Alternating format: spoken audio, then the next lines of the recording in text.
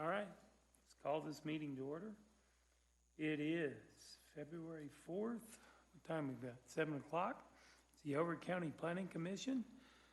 We normally start our meetings with a prayer and a pledge. So if you could all please stand and please remove your hats.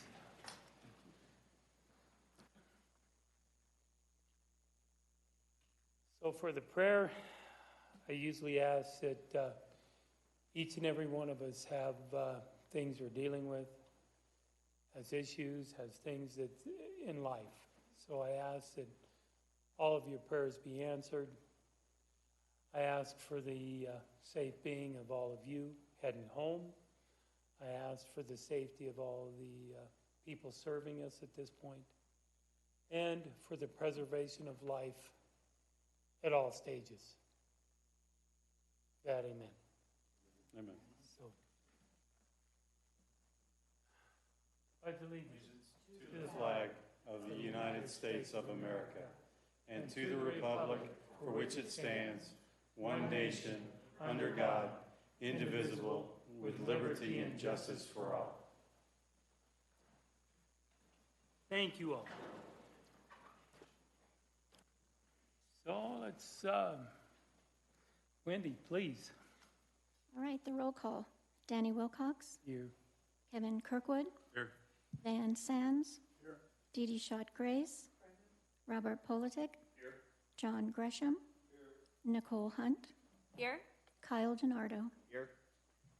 Chair, you have a quorum. Thank you. Okay. Staff report. Thank you, Mr. Chair, Planning Commissioners. Mark Denrader, Director of Community and Economic Development. On January 22nd, the Board of County Commissioners, they heard two cases that you all had reviewed and put forth recommendations on at your January 7 Planning Commission meeting. That was Hughes Landscaping and Richer Lands Composting, and both of those were approved by the Board of County Commissioners on January 22nd. As you are aware, the two new Board of County Commissioners were sworn in on January 14. Mr. Commissioner Mike Buck and Mr. Commissioner Byron McDaniel. The Board of County Commissioners had their annual organizational meeting on January 22nd. And at the organizational meeting, this is where the board will appoint planning commissioners, and two new planning commissioners were appointed. We have Nicole Hunt replaced John Waller's seat, whose term expired on 12/31 of last year. And also we have Kyle DiNardo, who replaced the now Board of County Commissioner Mike Buck's Planning Commission seat. So welcome to both of you, and thank you for your service to Elbert County. Following the Board of County Commissioners' annual organizational meeting, it is the time where the Planning Commission will elect its officers, so a chair and a vice chair. So the recommendation from staff is for you all to do that tonight at this meeting. And then one final note, a work session with the Board of County Commissioners and the Planning Commission will take place at your next regularly scheduled Planning Commission meeting time. There will be no agenda items that night. It'll just be a work session between you and the BOCC. That'll be February 18. And again, this will be an opportunity for you all to ask questions of the board. The board can also outline their expectations, philosophies, priorities, etc., roles and responsibilities of the Planning Commission. And that will begin at our regular time of 7 p.m. And that concludes my report. Thank you. Thank you, Mark. Consent agenda, anything? No, sir. Okay. As Mark mentioned, what we do now is we are going to head into electing a chair and a vice chair. So to start this, we'll open it for the board members to nominate a chair. So I'm sure, Kevin, you got somebody? Just a real quick question. Do we need to add this to the agenda? No. It's not required, but if you feel you need to do that, that's certainly within your scope. As long as Wendy gets it, yes. I'm okay. Okay. Yeah, Thank you. because you're going to have to go through a vote. Okay, so It is open to, Kevin, you got somebody, I think we've got a couple nominations, any for chair? Yeah, I nominate Kevin Kirkwood for chair. Okay? I'll second that. Okay, we got a nomination, we got a first and second. Any other nominations? Okay, all in favor? Aye. Aye. Okay, now we need to do a vice chair. So do we have any nominations for the vice chair? I nominate Robert Politek for vice chair. Okay. Got any other nominations for vice chair? Hearing none, all in favor? Aye. Aye.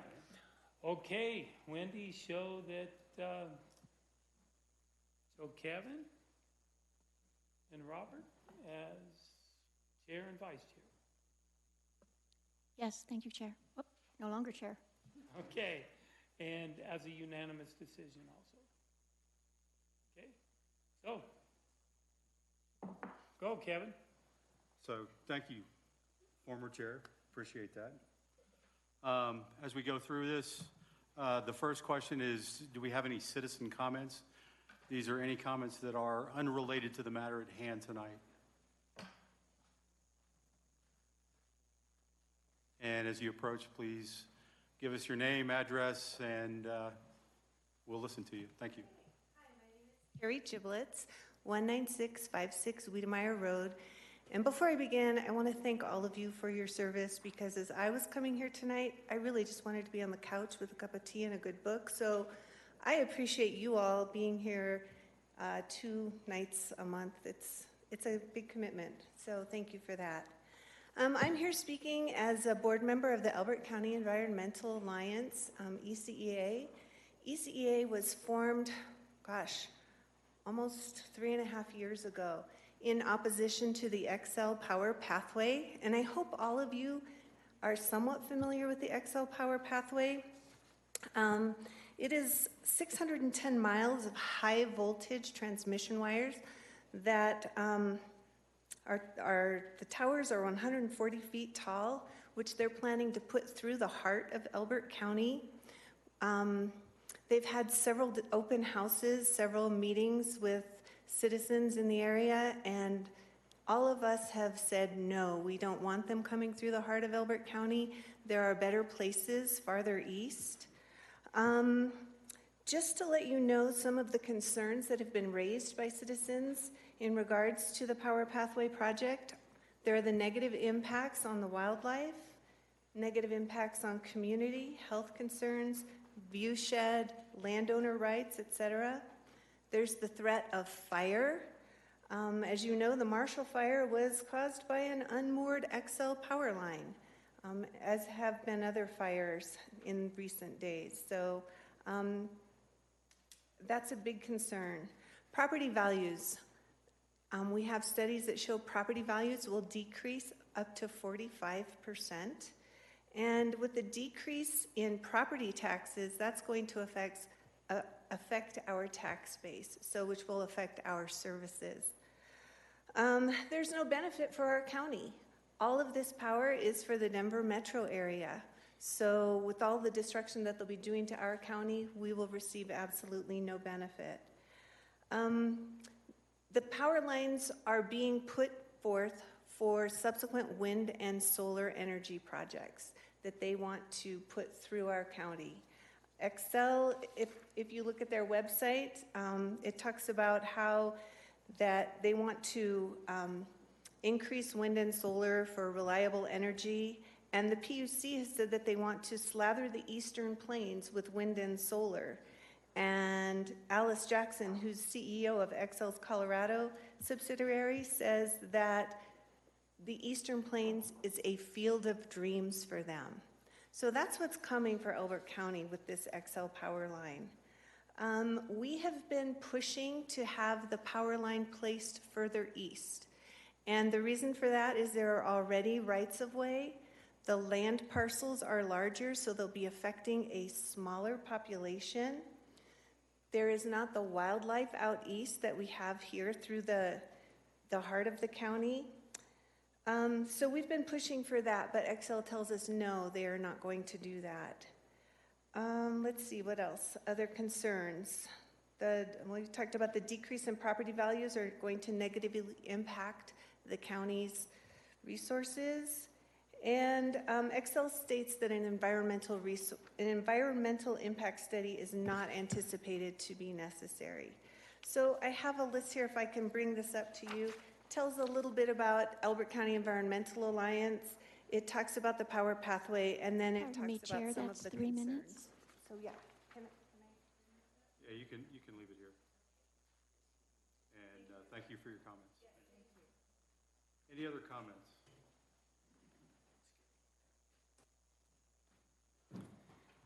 Good evening, Don Gray, 16,000 Highway 86. I'd like to speak about Excel also. Thank you for your service to the community. Don Gray, G-R-A-Y. I'm also on the board of the ECEA. I've been working with Carrie for 3 years now. I'm also directly affected by this power pathway project. The power line's going to go anywhere between 40 and 50 feet of my house. So I have a little personal interest in fighting with this issue. As Carrie mentioned, we've been trying to convince Excel to move this project farther east where it's less detrimental to everybody in the county. As of today, it has not worked out that way for us. The Ranchland News actually published an article that Mark's office submitted to Excel the rebuttal to what Excel had applied for. And then in regards to that, the county's deeming their application incomplete. I guess my concerns with you guys would be, this is going to end up on your desk sooner or later. And I would appreciate it as a landowner and citizens of the county that you would take it to due diligence to understand that this will be one of the most complicated 1041s that this county has ever had to deal with. This is not your cut and dried land use agreement. This is pretty detrimental for everybody that's concerned. So when it comes down to your desk, I'd just ask you that do your due diligence, ask questions, ask them the questions.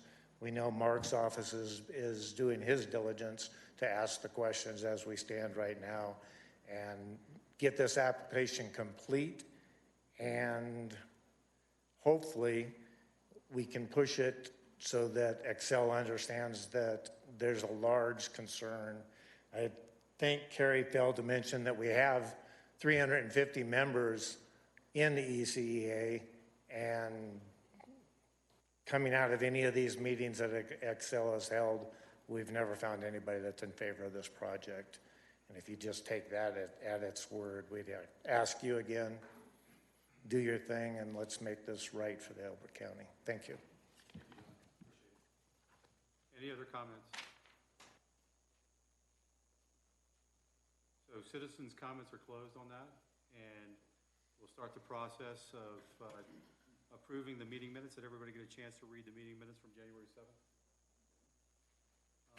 Any changes?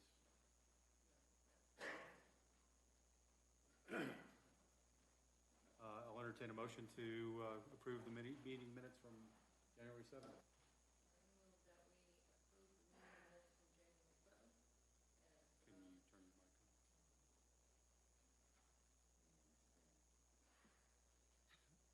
Mr. Chairman, I move that we approve the meeting minutes from January 7th as previously given to us in our packet. Second.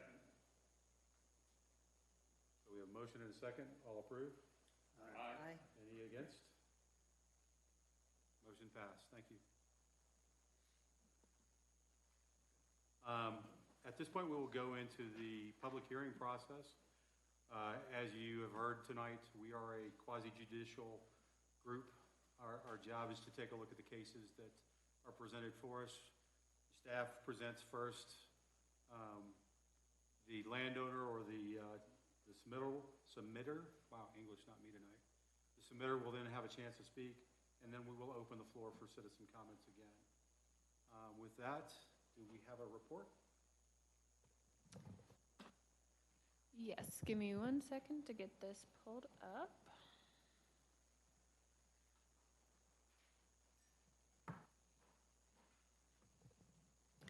Perfect.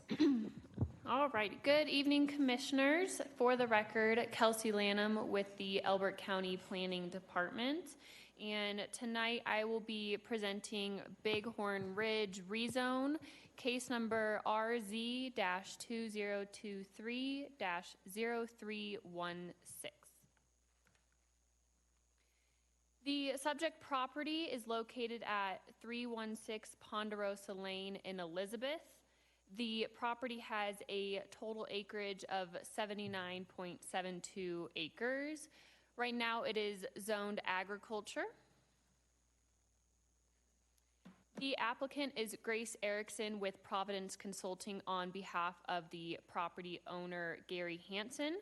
They are proposing to rezone the entire property from agriculture to agriculture residential.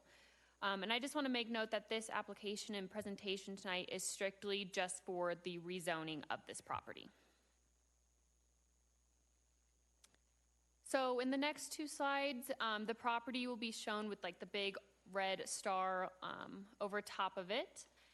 The property is approximately a quarter mile to the east of the Douglas County border and is currently and historically been vacant. There is an existing private driveway that does access the property though. And this is the zoning map.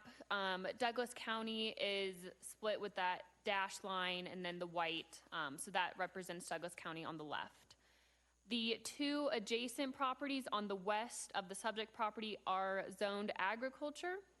The properties to the direct north and east are a combination of R1 and R2 properties. To the northeast, where it's that darker orange color, those properties are zoned RA2. The properties to the immediate south are zoned agriculture residential, which is the same zoning that the applicants are proposing for their property. These surrounding properties allow for minimum lot size anywhere from 12,000 square feet to 35 and above acres. The RA2 zoning allows for the minimum lot size of 2.5 acres. The R1 goes all the way down to 12,000 square feet.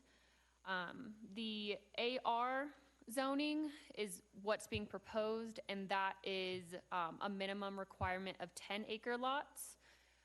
Just more details about the project. They're wanting to rezone the entire property to AR for the purpose of future development. At this time, we do not have any subdivision application from them, just this rezone. And here is their rezone exhibit. It's just a snippet, but the property line is outlined in the yellow. As you can see on the right, it shows the site in comparison to surrounding properties. Looking at the project timeline, they did have their pre-application back in March of 2023.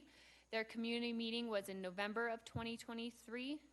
A formal application was submitted in November of 2024, and they went through one referral period, which was November 26th through December 17th of 2024. These are the referral agencies that the project was sent to. Some of these include Elizabeth Fire, Corps, the Division of Water Resources, Public Works, Public Health. We have not received any other comments from the agencies. All the comments have been addressed and there are no outstanding comments. At the community meeting, there were 17 people in attendance outside the applicants, some of their family members, and the applicant representative.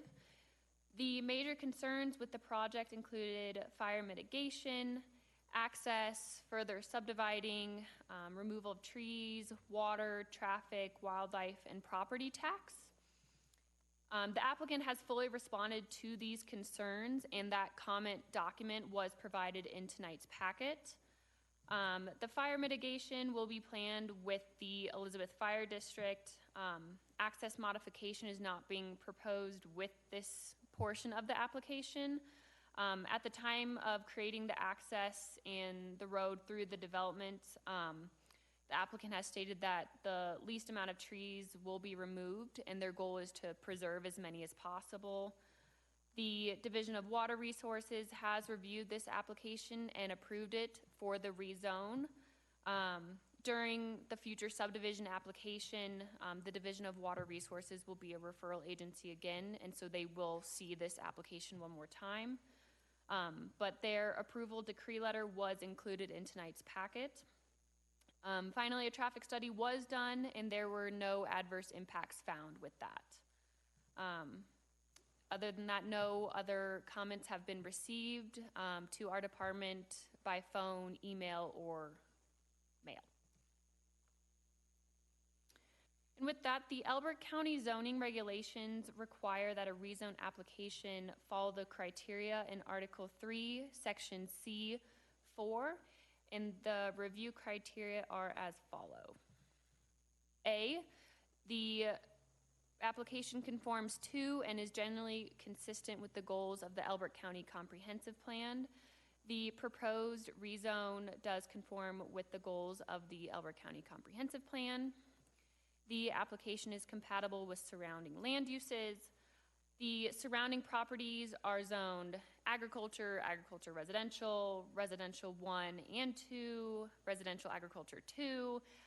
So these zonings allow for various lot sizes. The proposed zoning, which is agriculture residential, would be compatible with the surrounding land uses. C, the application would not adversely impact the provision of public services. This rezone will not impact public services. D, the application would not adversely impact the environment. This rezone will not impact the environment. E, the application will not create unreasonable traffic or burden the existing road system. The rezone will not cause traffic or burden the existing road system. No change to the existing road is being proposed with the rezone. Public Works was a referral agency for the application, and there are no outstanding objections. And finally, F, the application will not be detrimental to the present or future inhabitants of Elbert County. This rezone will not be detrimental to those present or future in Elbert County.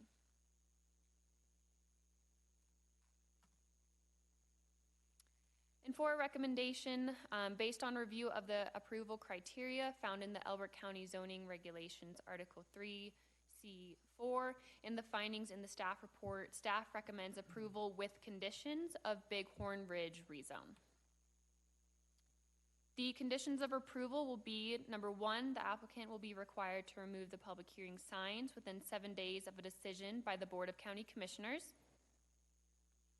Number 2, the rezone will not become effective until all fees are paid, conditions of approval are met, and the rezone exhibit is recorded. And finally, 3, recordation of all appropriate documentation is to occur within 180 days of the BOCC approval. And that concludes my presentation. The applicant is present tonight and can answer any questions you may have. I assume you're representing the applicant, please. Good evening, Commissioners. Grace Erickson, Providence Consulting, applicant representative, and also present is Gary Hansen, owner and applicant. I'd first like to extend congratulations to the new commissioners and the new commission as a whole. I'm excited to see how you all work together over the next year. As Kelsey mentioned, we are proposing to rezone the property from agricultural to agricultural residential. Kelsey covered about all the facts pertaining to the project, so I won't repeat everything, but I do want to state the intent with this development. The owner is here today to rezone the property, and he intends to proceed with subdivision for up to 7 lots. Those lots would serve him and his family. those lots would not be sold. So I did want to state the intention behind this. That's all I have to add at this time, but I'm happy to answer any questions when appropriate. Thank you. Thank you. With that, we will open the floor for public testimony. If you have signed up, we will ask you to come up and speak. Again, state your name.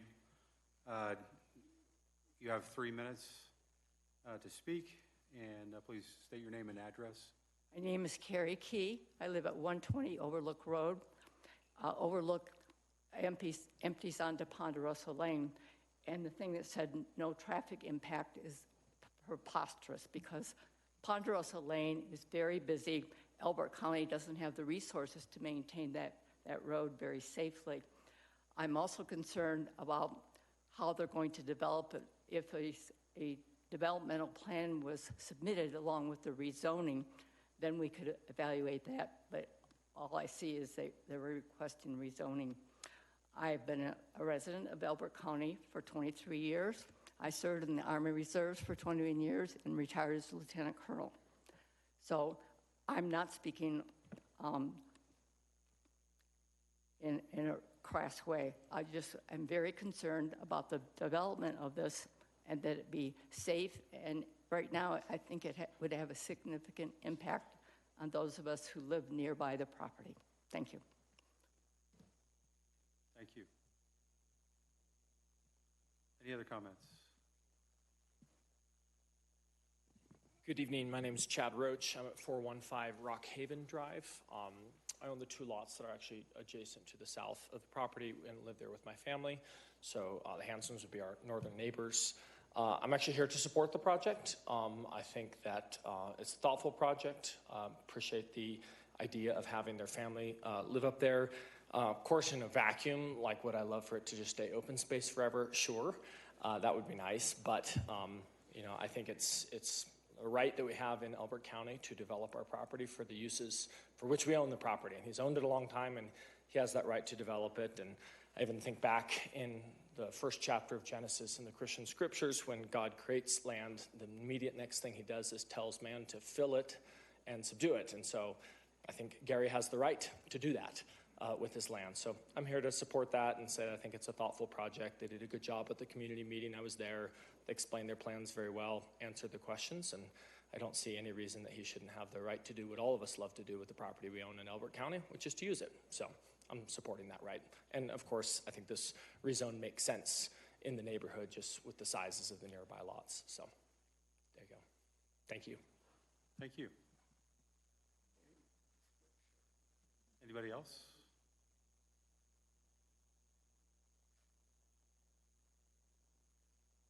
Anybody, one last time?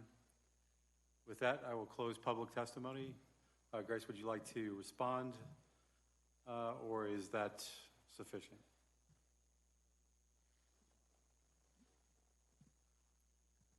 Commissioners, I'll keep my response brief. We respect everyone's opinion and their comments this evening. We do believe that the proposed land use that we are proposing is compatible with the surrounding zoning and the surrounding uses that currently exist. So we firmly believe that what we're proposing is compatible, and we anticipate we will address any potential impacts when and as appropriate. Great, thank you. With that, we'll go into board-only discussion. Typically, we start on this side, but I don't want to put the new folks on the spot. So we're going to shift it over to this side, and Dee Dee, you get to start us off. Again, microphone.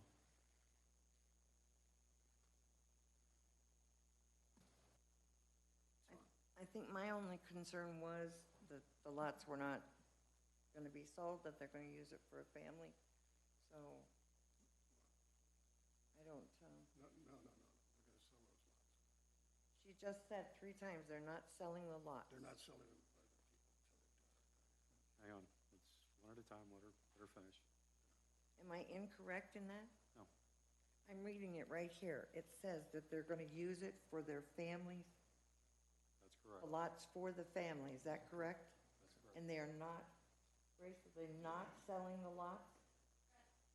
Okay, I'm sorry. Their family could, I guess nothing better than to bring everybody under one umbrella, I think, so I'm good with that.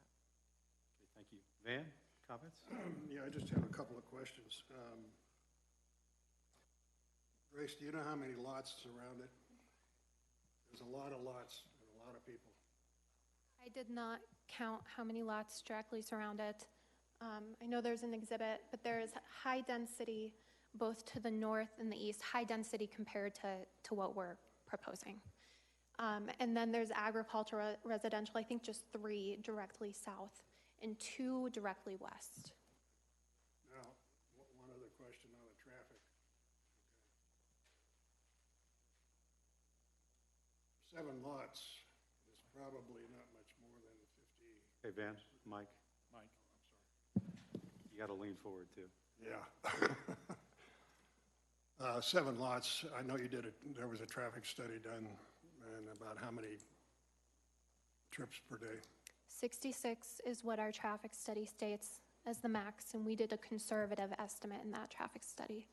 Yeah, okay, and with all of the surrounding property, there's probably hundreds and... So we discussed this quite a bit with the Public Works staff. We will look at a nexus again at subdivision when appropriate, but yes, proportional to what currently exists, Minimal.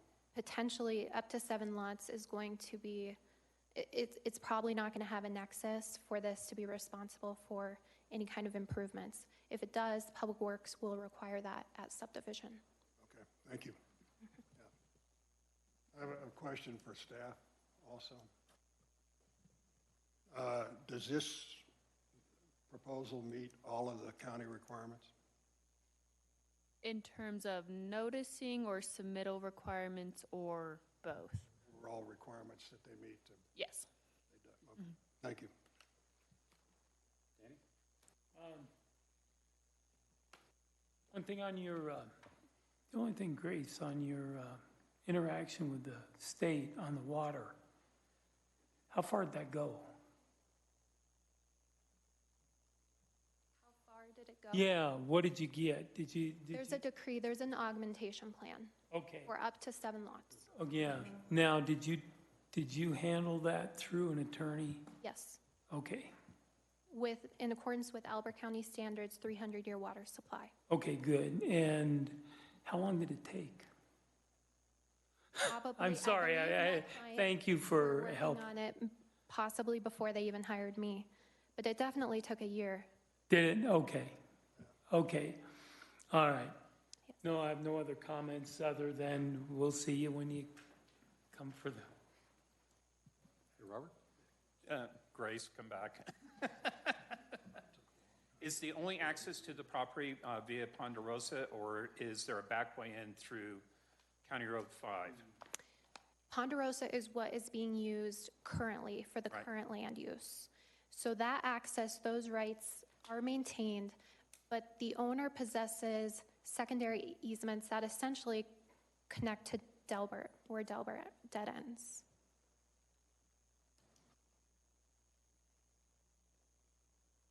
Oh, okay. So right-of-way easements through the other properties? The owner possesses the easements. It doesn't mean that that's going to be used at subdivision, Right. but it is within the owner's possession, yes. Both easements and land, direct ownership of land. Okay. So that's a possible relief for any kind of additional traffic that would be caused by the 7 lots on Ponderosa? Correct. Our engineer, we are working on subdivision in the background. Right. And the engineer is in active conversations, frequent conversations with the county's engineer Right. on what the county wants to see for access for this property. Okay. All right. All right, that's it for me. I have no questions. I do have a few questions. The first question I have, and forgive me if some of these questions are out of ignorance, but I would just love to clarify for the staff. I noticed that the community meeting and then the application submission was about a year apart. Just wondering if there's a timeline at which they have to have that submitted, and is it 1 year? So As of right now in the regulations, there is no timeline or horizon when something has to be submitted after community meeting. There may be in the future, but as of right now, there's no, if you have a community meeting January 1st, we need an application by January 1st the next year. And I just bring that up because we did hear testimony that there was good turnout at the community meeting, but it was a year previous. So I'm sure there's been at least some turnover in that community in that period of time who maybe might not have known about it until they got a letter in the mail. So thank you for clarifying that. I did also have a question with regard to notification. I noticed that on the affidavits that were, or at least, yeah, I think that for the sign that was posted, and then also for, I think it was another one of the affidavits, that instead of Gary signing or the applicant's representative, it was a Donald Hanson, and I wanted to follow up to just inquire who that is. I believe that the regs say that it should be an applicant, so I wasn't quite sure who that person was.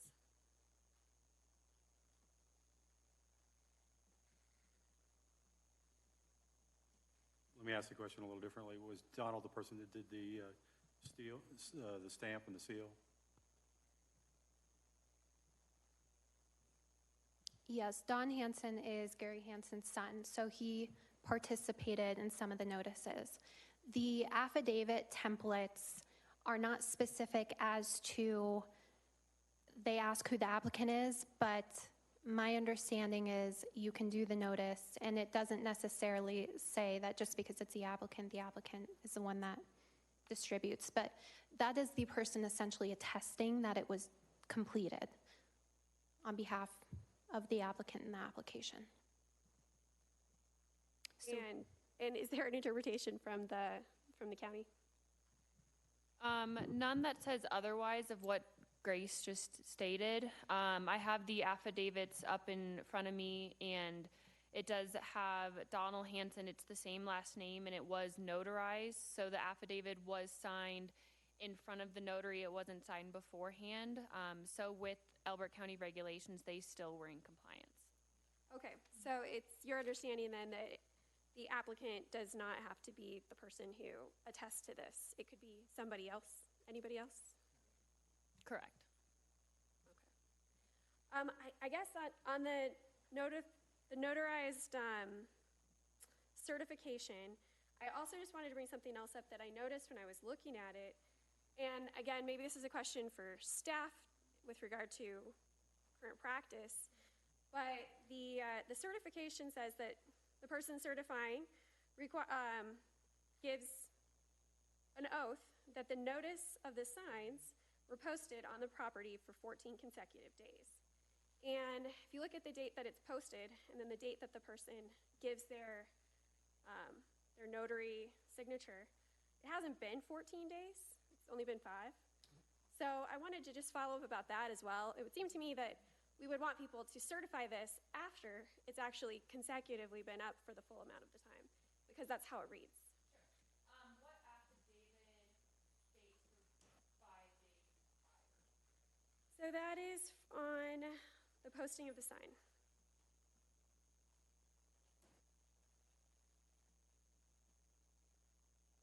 And it doesn't technically say prior, but it does say that it's been up on the property for 14 consecutive days, which leads one to assume that that means it's already happened. Right. So I have the affidavit for the sign posting in front of me, and it says that they did post a sign on January 17th, 2025. So they meet the notice date. What you're referring to, the 14 consecutive days, you're ahead of the game. We are changing that in the regulation so that it says prior to hearing. It just has not been recorded yet. So that is one of the things that in the round of regulation updates we have taken to the BOCC, and they have approved it.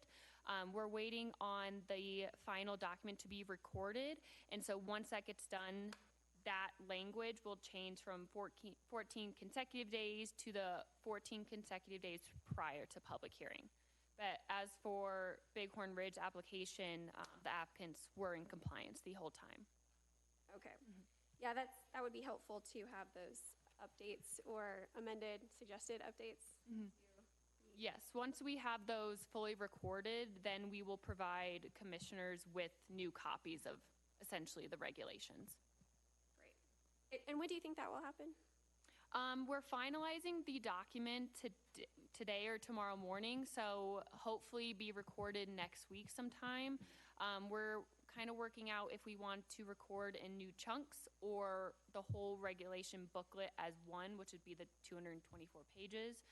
But I would say in the next couple weeks. Okay, thank you. I noticed that, was just curious, I noticed that in our packet, there was no like photograph of the posting of the sign. Is that something that you all generally include or will include in the future, or is that just based upon request? So typically, we do include it in the packet. For this reason, I included the community meeting posting signs, and the written affidavits. If the commissioners would like proof of the picture posting, or the poster posting picture, I'm happy to provide that to the commissioners, but we do have that. Yeah, I mean, I think in the future, I would just like to be on the record saying I'd like to see that, you know, these requirements are met. And I think it only helps the applicant to see that they've met everything that they need to do in order to be here today. I did have a question about referral agencies. Is there a reason that the responding letter from each one of the referral agencies is not included in our packet? I noticed that it's included for some, but not for all that were listed that responded. So the agencies that responded with full comments received those. The agencies that said no objections and signed the box off, we typically don't include those. We'll include what their comments said in the referral summary, but their actual form that says no objections typically does not get into the packet. Okay. I guess I'd just like to go on record again saying I think it's helpful for us to have more information so that we can make an informed decision. Since we are quasi-judicial, we only know what we're presented with. And when we have that kind of evidence in our packet, it helps us to come here to be fully prepared to say we've already seen this letter. We're not simply relying on someone said it's there, but we've seen it with our own two eyes, and so does the public when they come. I guess one of the questions that Elbert County Public Health raised in their response was that they wanted a confirmation of the amount of wells that are planned to be installed. And I don't believe that I'm not sure that I saw that in the packet of information, so I wonder if you might be willing. And I can touch on this if you want me to. So what I do in every jurisdiction with the referral comments is I have a referral response letter that's included in your packet. So I have that comment summarized in my response to it. And I believe that comment, you said it was the minimum of the 10-acre lots and how many wells. So you should have that in your packet, a response from me, because essentially it is the applicant who responds to, well, I send it back to staff and staff sends it back to the referrals. So that is in your packet. A couple responses. One is there would be 6 new wells in accordance with the augmentation plan. 1 already exists. The other response is each lot would be a minimum of 10 acres. However, since there are 7 lots and roughly 7 acres, they would all exceed 10 acres. Okay, so if you did do the 7, up to the 7, then you would have like 2 properties sharing a well together, or? No, there would be 7 total wells, but 1 well already exists. All right, so 6 additional. Correct. Thank you.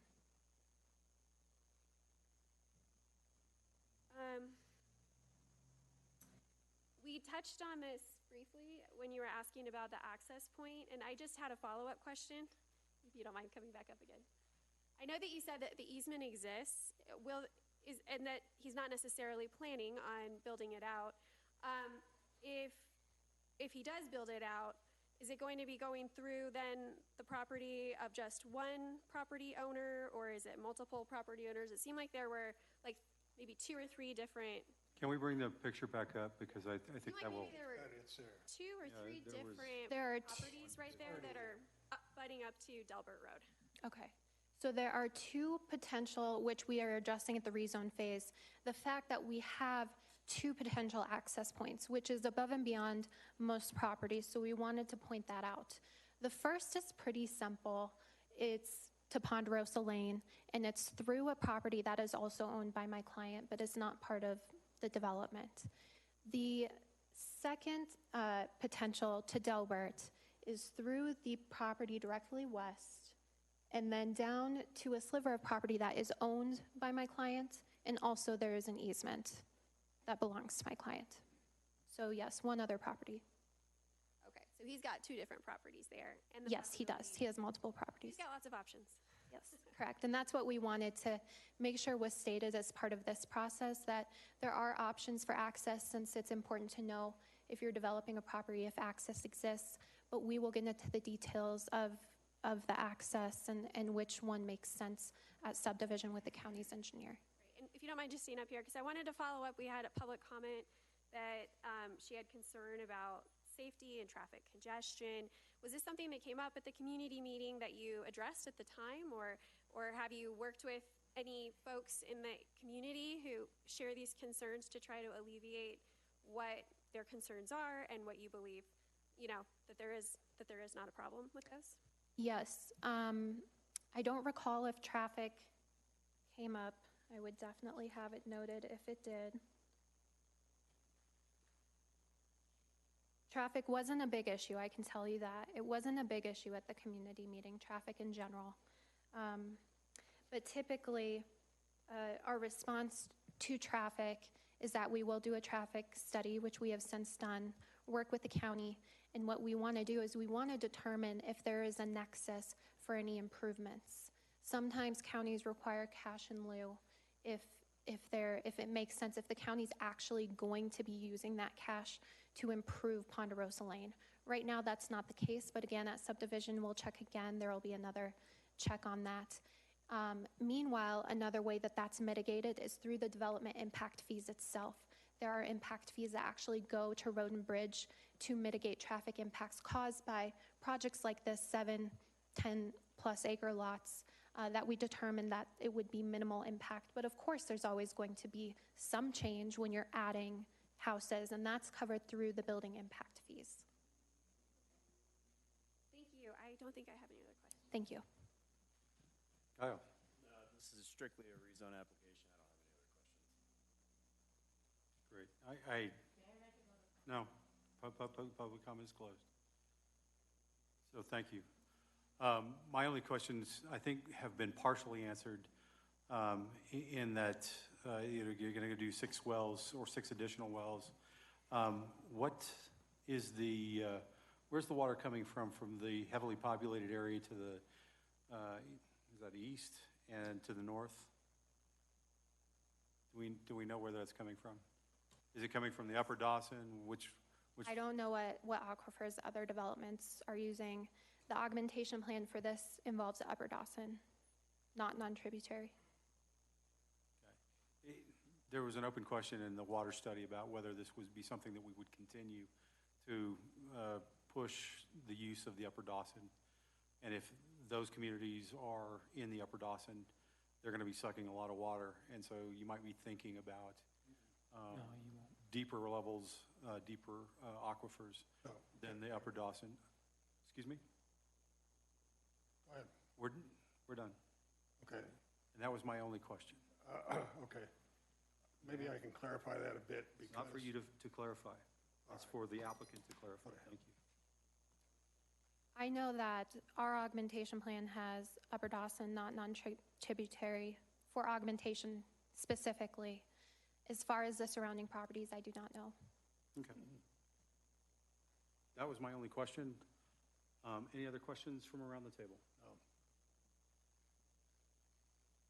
Okay, thank you very much. At this point,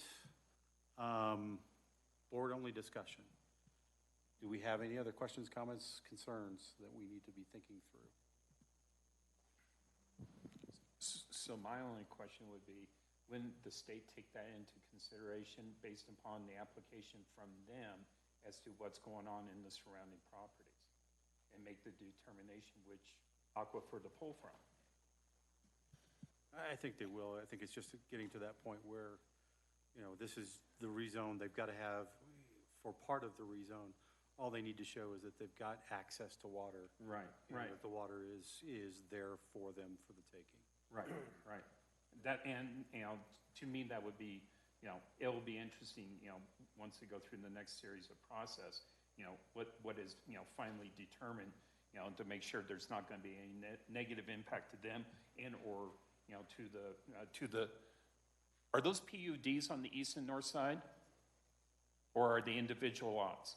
They are not a PUD, they're individual. So those are all individual wells then on those properties? That I do not know. I know for a fact that they're not PUDs. So it could be. So what are you thinking, Van? Well, I live in a neighborhood where we do have an augmentation plan, okay? And what we do, and I'm sure they do, have all the water underneath that is theirs, belongs to them. Right. Okay. What we do is we pull from the lower Dawson into the upper Dawson for the wells. All of our wells, 30 some odd houses are in the upper Dawson. Mm-hmm. And we augment upper Dawson with lower Dawson water. I'm sure that if they have to augment, and it wasn't in the plan, but they can augment with water that's below the upper Dawson. So it's not going to affect the other wells over here because they've got all that water. Pardon me, Commissioner. Yeah. Could you speak into the microphone, please? They own all of the water underneath, so that water's not going to come from the neighbors. It's going to come from underneath their property. So it's their water. They can do what they want to. Right. So that's the question. That's the point I had. That's the point I was trying to make, is that even though the augmentation plan is into the upper Dawson, the water can come from any of the other four aquifers. So. Right. As adjudicated by the state. Yes, yeah. Yes. Actually, your comment, I've kind of done some research on this. Yeah. Because I'm looking at what they told me, splitting acreage into this into 10-acre lots. The state seems to push you down to the deeper aquifers. That is what they're doing. They will not allow you to go to the upper or lower Dawson. And I found that out personally because I contacted the state on some property I'm working with. And this kind of mirrors what we're working on. So pretty much they will push you to the lower aquifers for the development. Yeah. Yeah. So, because they quit allowing people to go to the upper and lower Dawson, I guess, quite a few years ago. So anyway, if that helps. No, it helps. It's just, the question was raised, and, to me, the final adjudication is the state, and True. And at that point, when they put their plan together, the state will make that determination. And the state, and before they can go and allow water usage on each one of those lots, you have to go through an adjudication process, correct? Yeah. Yeah. So, and that's why I was asking how long. Yeah.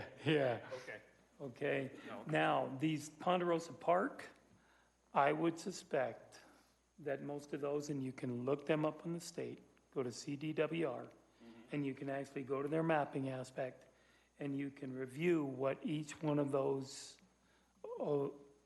houses, or where they draw water from, because all their information on their well permit is on their website. So, any other comments, any other questions, any concerns, any other stipulations that we need to be thinking about? Hearing none, I'll entertain a motion to recommend on the Bighorn Ridge rezone. Well, as usual, I'll speak up.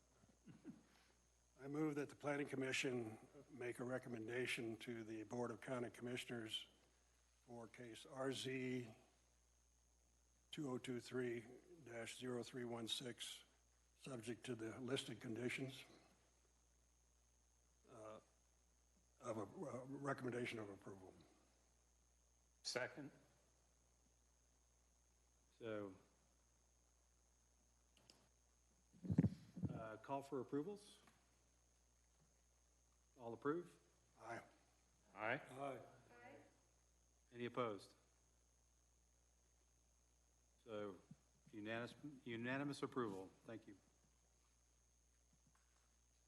Speaking of recommendations for movement, I recommend that we move to adjourn. I'll make a motion that we adjourn this evening.